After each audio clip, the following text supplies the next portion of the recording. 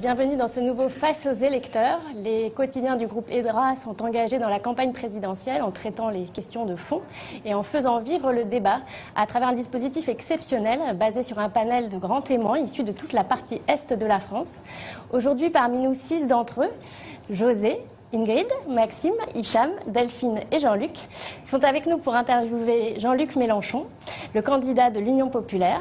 Pendant 1h30, vous allez pouvoir poser toutes les questions qui vous tiennent à cœur sur les sujets du quotidien. Une dernière question pour vous, une question plus politique, puisque la campagne va entrer dans sa dernière ligne droite. Là. Ouais. Les sondages vous donnent toujours en 3e position, certains à 5 points derrière Marine Le Pen.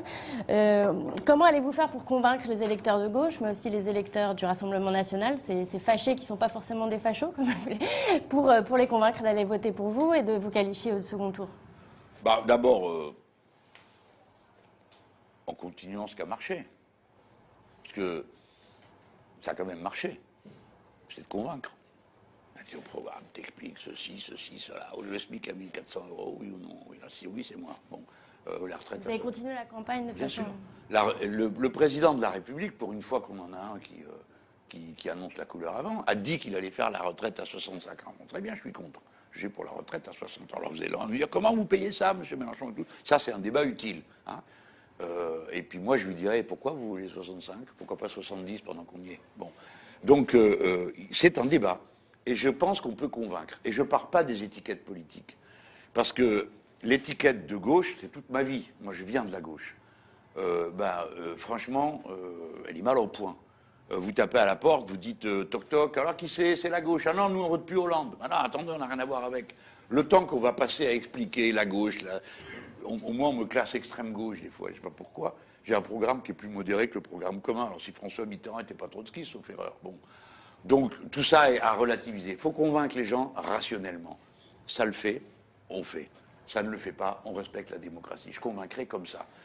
Ce que je peux dire, c'est que je renvoie les gens à regarder le texte. Mais avec Mme Le Pen, j'accepte la confrontation. Elle ne veut plus débattre avec moi, je ne sais pas pourquoi. Mais bon, ça va, quoi. Alors, elle s'est donnée tout d'un coup la peau de mouton sociale. Alors, au milieu, c'est fini, on ne voit plus le loup, on voit que le mouton. On est quoi? Enfin, elle est contre l'augmentation du SMIC, elle est contre la retraite à 60 ans, elle est contre l'impôt sur la fortune, elle est pratiquement contre tous les marqueurs qui sont des marqueurs sociaux. Donc, les gens, ils font comme ils veulent. Hein. Bon, s'ils trouvent que c'est bien, c'est bien. Si la détestation des musulmans et des autres leur suffit comme programme, bon, c'est leur affaire. Je trouve ça étroit. Mais, mettons. Mais par contre, il y a des gens qui disent, non, on ne va pas recommencer, Macron, Le Pen. Si vous ne voulez pas recommencer Macron, Le Pen, vous faites barrage à l'extrême droite au premier tour en votant pour moi. Je ne dis pas que c'est l'argument absolu. Moi, je veux convaincre. Parce que je sais que le programme que j'ai appliqué, il va nécessiter une implication populaire et une implication de la jeune génération et des salariés. Donc j'ai besoin de convaincre. Je ne peux pas faire un rapt. Macron, lui-même, il avait dit j'ai fait un hold-up. Bon, mais comme il restait dans les clous, 30 ans de néolibéralisme, qu'est-ce qu'il a fait? Il a aggravé les choses, c'est tout. Mais il n'est pas sorti du cadre. Moi, oui, la planification écologique, ça y est, je les ai tous convaincus, vous avez vu. Tout le monde parle de planification écologique, j'ai gagné idéologiquement. Maintenant, comme dirait l'autre, il ne reste plus qu'à faire. Hein. Donc voilà, convaincre. S'adresser à la raison des gens. Et puis après, que voulez-vous, douce incertitude de l'histoire. Moi, j'aurais fait ça de tout mon cœur, je me sens prêt. J'ai eu le temps de me préparer, hein, compte tenu de l'âge que j'ai. Et du parcours que j'ai fait. J'ai fait à peu près tous les niveaux d'élection. Voilà. J'ai rien d'autre à imaginer que ça. J'aimerais bien être présent au 2e tour et encore plus au 3e. Hein. Merci beaucoup. Ce débat est terminé. Merci à vous, Jean-Luc Mélenchon, de vous être prêté à cet exercice en prise directe. Merci aussi, bien sûr, à nos 6 grands témoins pour leur implication. Nous les retrouverons dans les prochains jours dans nos débats hebdomadaires. Oui, mais vous n'avez pas fait venir de Comtois. Ah, personne n'est parfait.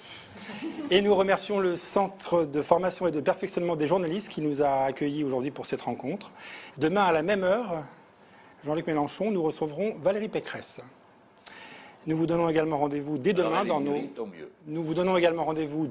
nos versions papier pour l'analyse et les commentaires de la rédaction, mais aussi sur le portail présidentiel de tous nos sites internet. Merci. Et bien voilà, je dirais à Mme Pécresse que je suis content qu'elle soit rétablie parce qu'il n'y a pas pire catastrophe que de se choper le Covid au milieu d'une campagne. Vous passez en vidéo tout le temps, c'est un truc affreux. Non, c'est bien qu'elle soit repartie au combat, on a besoin d'elle. Ben, merci à vous pour votre patience, mes interminables réponses. Merci beaucoup. Et vous Merci. n'arrêtez pas de dire plus court, là, j'ai regardé. Merci. Ma rue, c'est de ne pas les regarder. Comme ça, ils ne peuvent pas m'arrêter.